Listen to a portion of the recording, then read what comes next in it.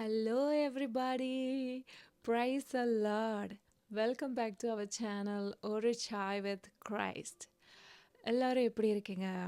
நானும் நல்லா இருக்கேன். அதே போல் நீங்களும் நல்லா இருப்பீங்கன்னு நான் நம்புகிறேன். என்னோட ஃபர்ஸ்ட் இன்ட்ரோ வீடியோ பார்த்தவங்களுக்கு தெரியும். நான் அதில் சொல்லியிருப்பேன் ஃபால் ஸ்டார்ட் ஆகிருக்கு, ஸோ பியூட்டிஃபுல்லாக இருக்குன்ட்டு. தொடங்கி இந்த 3 வீக்ஸ்லேயே வின்டர் வந்து ஸ்டார்ட் ஆகிட்டு snowing outside and very cold. So சீசனுக்கு ஏற்ற மாதிரி நம்மளை மாற்றிக்கணும், அதுக்கு தான் இந்த கெட்டப்பில் இருக்கேன். So it's nice to be here. அதே போல் நம்ம சாய் வித் கிரைஸ்ட் இல்லையா, as usual will have a tea right. Today I'm having a cardamom and ginger tea. கோல்ட்னால நான் கொஞ்சம் ஜிஞ்சர் ஆட் பண்ணியிருக்கேன். So as usual, you also take your tea before we go to the video. This video is going to be our episode 2 video. The title is You Are the Salt of the Earth. Again, I'm telling to you, you are that salt, okay? So in the video la yaar paakreengalo neenga dhaan அந்த salt என்றத மனசுல வெச்சுக்கோங்க. So we're going to discuss about that, and நீங்க இந்த video வேலை பண்ணிட்டு கேட்கலாம் and drive பண்ணிட்டு கேட்கலாம். Whatever you are doing, you keep continue that. Also listen to me. All right. Okay, let's go to the video.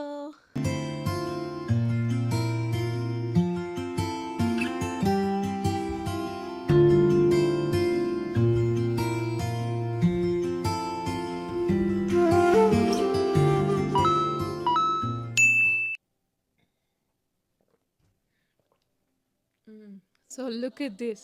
இன்றைக்கி கையில் என்னடா ஒரு தடியோடு வந்திருக்கேன்.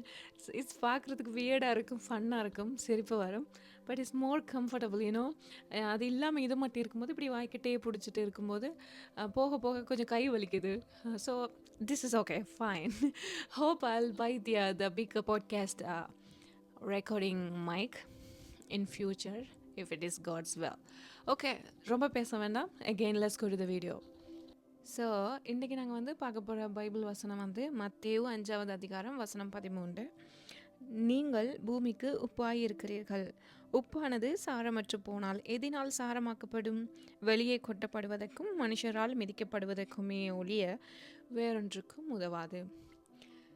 This is such a wonderful and valuable verse in the Bible.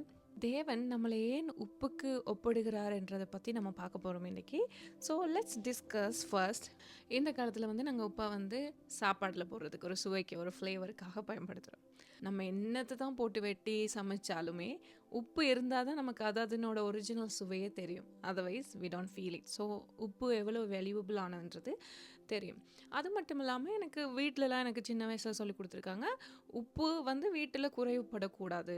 Because உப்பு வந்து ஒரு செல்வமாக பார்க்குறாங்க. உப்பு குறைஞ்சதுன்னா அந்த வீட்டில் something they use to say something. என்ன வீட்டில் காசு இல்லையோ பணம் இல்லையோ உப்பு மட்டும் வீட்டில் இல்லாமல் போகக்கூடாதுன்றதுக்காக வாங்கி வாங்கி வைப்பாங்க. ஏன்னா உப்பு வந்து வெரி ஒரு பவர்ஃபுல் வேல்யூபிள் திங்காக வந்து அவங்க பார்க்குறாங்க. என்கிட்ட தமிழில் ஒரு வேர்ஸ் இருக்குது, உங்களுக்கு தெரியுமா? உப்பில்லா பண்டம் குப்பையில் போடப்படும். அந்த மாதிரி அதனோட டேஸ்ட்டு உப்பு போகும்போது தான் நமக்கு தெரியுமே. So that much powerful thing in the world you know. அது அடுத்தது வந்து மீன்கள், கருவாடு அதுகளை வந்து ப்ரொடெக்ட் பண்ணுறதுக்காக போடுவாங்க. சமைச்ச சோறை கூட தண்ணி போட்டு உப்பு போட்டு வச்சா அது வந்து கெட்டு போகாதுன்னு சொல்லுவாங்க. ஸோ அதுலேயும் நமக்கு என்ன தெரியுது? ப்ரொடெக்ஷன், அதாவது ப்ரிசர்வேஷன். ஒரு சாப்பாடை வந்து பாதுகாக்கிறதுக்காக உப்பு வந்து தேவைப்படும். இங்கே கனடாவில் வந்து அதுக்குன்னு தனியாக ஒரு உப்பு இருக்குது. விண்டர் டைமில் வந்து ரோட்டில் வந்து போடுவாங்க. அவங்களோட வீட்டுக்கு முன்னுக்கு யாரும் வலிக்கு விழாமல் இருக்கிறதுக்கு, அந்த ஸ்னோவை வந்து ட்ரை ஆகிறதுக்கு. ஏன்னா ரோட்ஸ் வந்து நல்ல ஸ்லிப்பரியாக பிளாக் ஐஸாக இருந்தால் அந்த உப்பை வந்து போடுவாங்க. I do remember when I came to Canada first year வந்து நான் ஒர்க்குக்கு வந்து ரொம்ப ரூரல் பக்கம் என்னோடய காரை எடுத்துகிட்டு போனேன். அப்போ என்கிட்ட இருந்தது ஒரு செடான் கார், புது கார் வேறு, ஃபர்ஸ்ட் விண்டர் வேறு. எனக்கு நாலேஜ் இல்லை. ஸோ நான் அந்த காரை அவங்களோட வீட்டில் பார்க் பண்ணிவிட்டு எடுக்கும்போது அது வந்து இப்படி அப்ஹில்லான ஒரு ரோட். அந்த ரோட்டில் என்னோடய காரை எடுக்க முடியலை. பிகாஸ் விண்டர் டயர் ஸ்லிப் ஆகிட்டு இருந்தது. ஐ நெவர் நோ இந்த அளவுக்கு சறுக்குமா கார் டயர்ன்றது. Even I had a winter tyre. அப்போ நெய்பர்ஸ் வந்தாங்க, அந்த வீட்டுக்காரங்களாம் வந்து உப்பு போட்டு போட்டு போட்டு என்னோடய காரை வந்து தூக்கி விட்டாங்க. Was a wonderful memories. And அந்த உப்பு தான் அந்த இடத்துல என்னோடய காரை வந்து இது பண்ணி விட்டது. ஸோ அந்த மாதிரியான விஷயங்களுக்காக ஃபாரின் கண்ட்ரீஸில் யூஸ் பண்ணுவாங்க. எல்லாத்தையும் விடுங்க, கடல்லே வந்து உப்பு இருக்கும். ஏன்னு நீங்க நினைக்கிறீங்க? சயின்டிஃபிக்கான ரீசன பார்த்தா கூட ஆண்டவர் எவ்வளோ அழகா படைச்சிருக்காருன்ட்டு தெரியும்ல.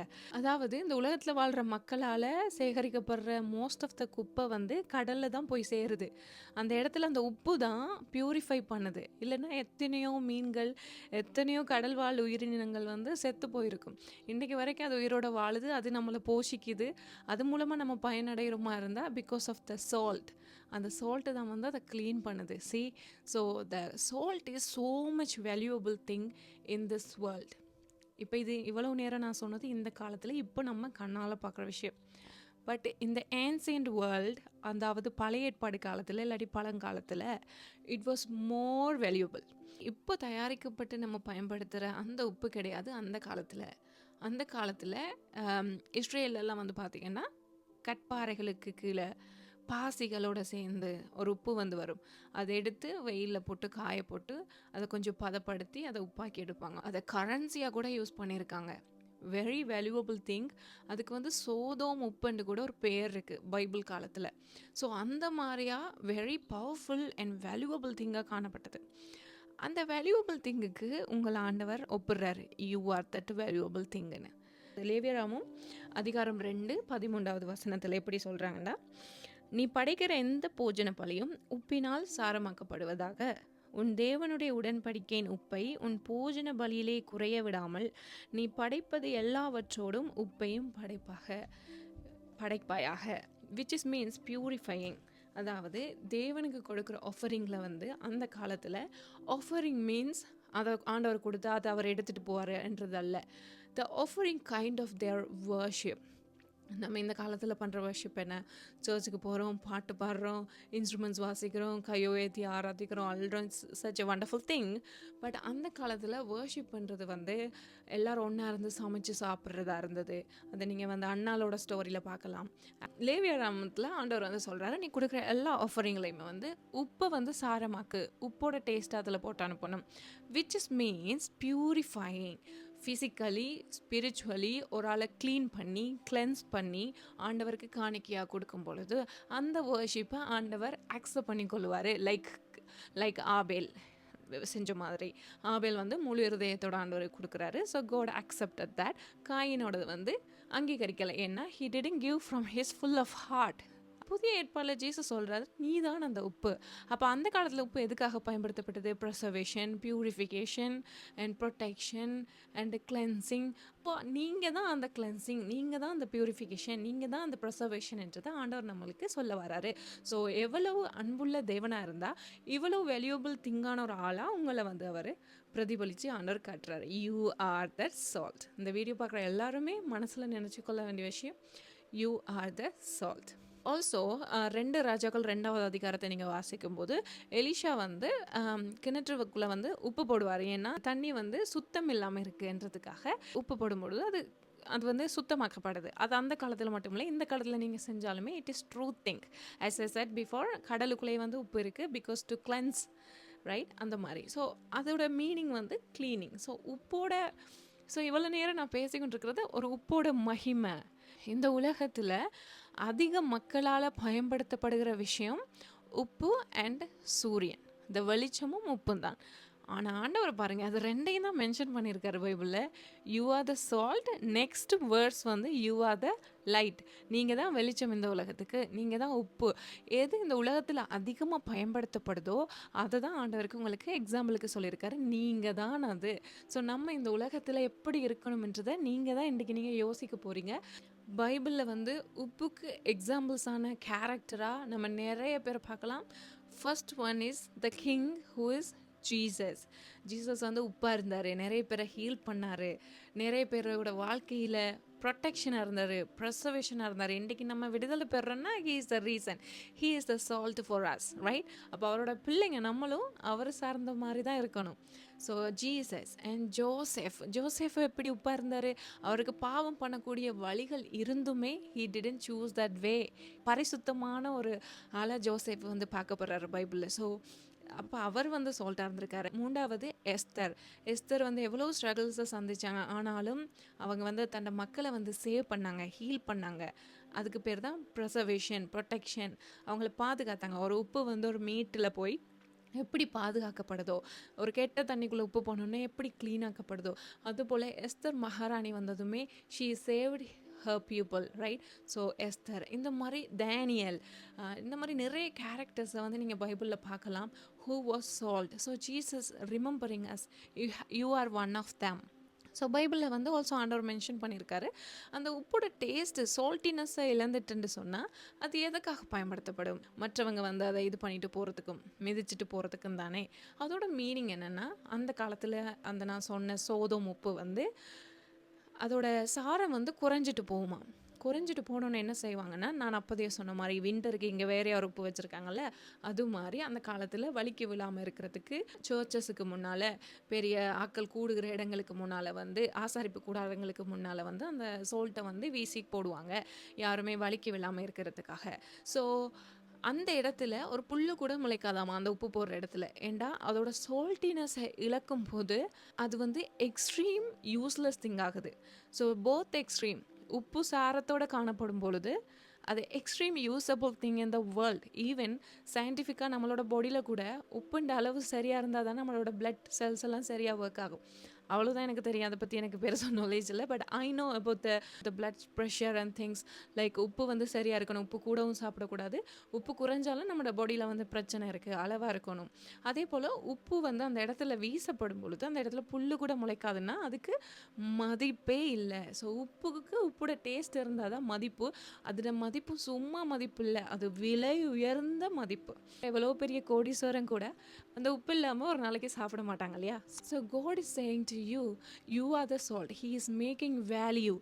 So we have to think, நம்ம உப்புன்னு சொல்லியிருக்காரு, நம்ம அதன்படி நடக்கிறோமா?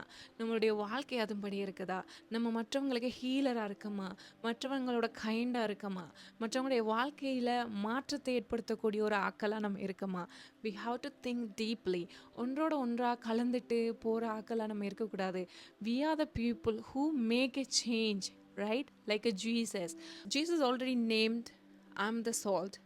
Am I behaving like this? Am I following those things? Like live like a Joseph, live like a Daniel, live like a Esther. So இந்த சால்ட்டை வந்து நம்ம எல்லாத்துலேயும் போய்ட்டு அப்ளை பண்ணலாமா? டீக்குள்ளே போய் சால்ட் போடலாமா? இல்லை, there is some valuable thing, right? அது எங்கெங்கே யூஸ் பண்ணணும்னு இருக்குது. ஸோ அதே போல் நம்மளுடைய வாழ்க்கையும் வந்து எங்கெங்கே உபயோகிக்கப்படுது, எங்கெங்கே உபயோகிக்கப்படலை, we have to think that. ஒரு யூஸ்லெஸ்ஸான விஷயத்தில் நம்மளோட மைண்டை கொண்டு போட்டு அங்கே போய் நம்மளுடைய எனர்ஜியை வேஸ்ட் பண்ணி நம்மளோட வேல்யூவை இழக்கிறத விட, நம்ம தேவனுடைய அன்பை நாடி அவரோட ப்ரெசன்ஸை நாடி அந்த சால்ட்டை தக்க வச்சு கொள்ளணும். அந்த சால்ட்டினஸை, இந்த சால்ட்டினஸை தக்க வச்சு கொள்றதுக்கு நம்மளுடைய வாழ்க்கையில் முதலாவது தேவையான விஷயம் த ப்ரேயர், காட்ஸ் ப்ரெசன்ஸ். முதலாவது நம்ம ப்ரே பண்ணணும். எல்லா விஷயத்துக்கும் நீங்கள் ப்ரே பண்ணி பாருங்கள். ப்ரேயரே உங்களுடைய வாழ்க்கையில் மெடிக்கேஷனாக மாறட்டும். மார்னிங், ஈவினிங், டேனியலை போல் ஒரு நாளைக்கு 3 நேரம் ஜெபம் பண்ணி தான் பார்ப்போமே, 5 நிமிஷம் கொடுத்து தான் பார்ப்போமே. நீங்கள் வாகனம் ஓடும்போதோ இல்லை வேலையில் இருக்கும்போதோ, in everything just give a time to God. Pray to Lord. See what's going to happen. What are the changes? Prayer can change our life. ஆண்டவர் வந்து பைபிளில் உனக்கு எதிராய் ஆயுதம் வராதுன்னு சொல்லலை, உனக்கு எதிராக எழும்பும் ஆயுதம் வாய்க்காதே போகும். விச் இஸ் மீன்ஸ் உனக்கு எதிராக ஆயுதம் வரும், ஆனால் அது வாய்க்காது. அந்த ஆயுதம் தான் அந்த பிரச்சனைகளாக வர்றது, ஆனால் அந்த பிரச்சனை நம்மளை மேற்கொள்ளாது.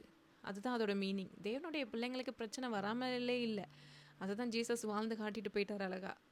பிரச்சனைலாம் வரும், சோதனை வரும், நம்மளோட குடும்பத்திலேருந்தே வரும், நம்மளோட சபையிலேருந்தே வரும், நம்மளை சுற்றி உள்ளவங்க மூலமாகவே வரும், எத்தனையோ அட்டாக்ஸ் வரும்.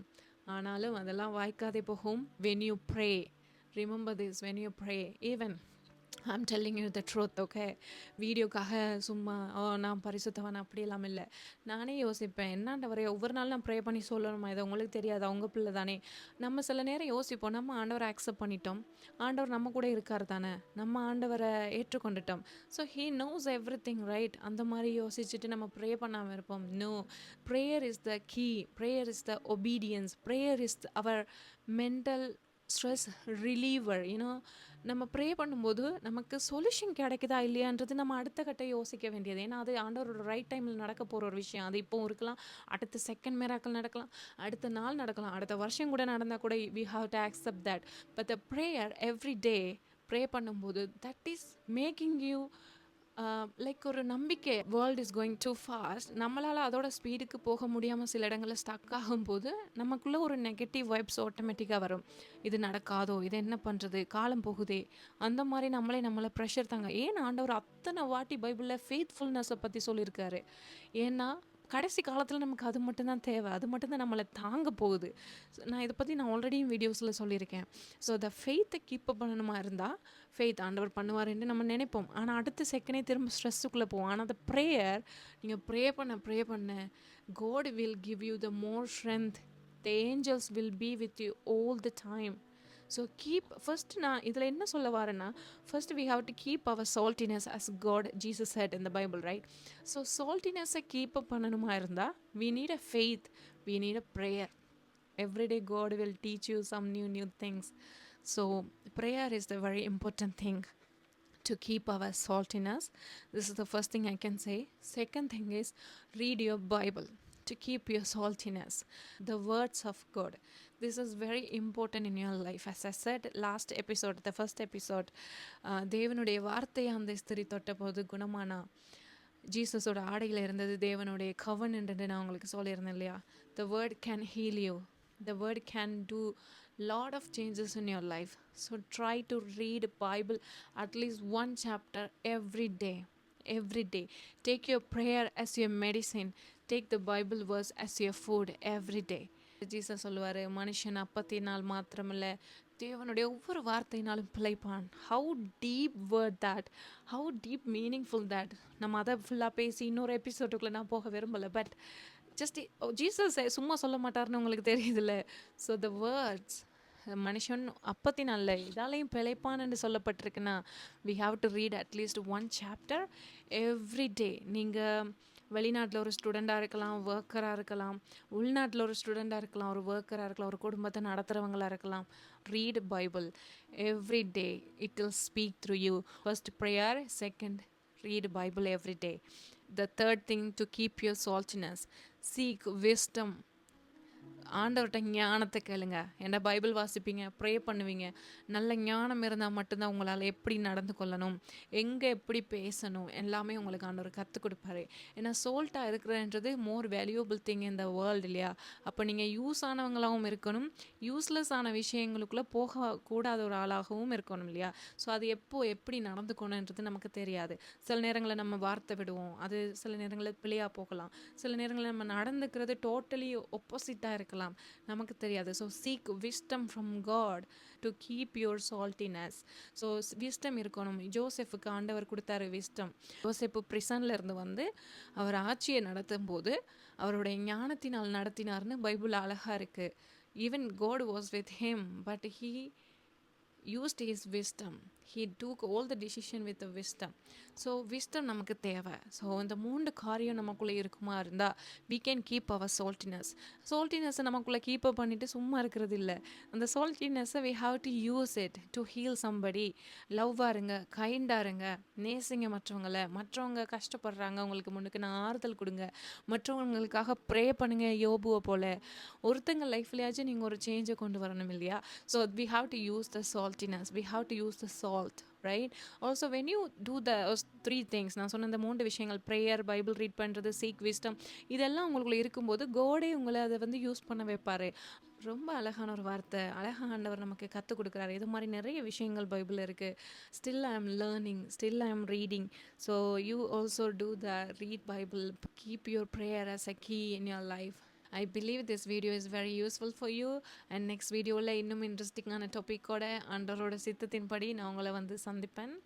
So see you soon in episode 3 video. Until that, take care, God bless you, and keep your faith and pray for me as well. Read your Bible every day.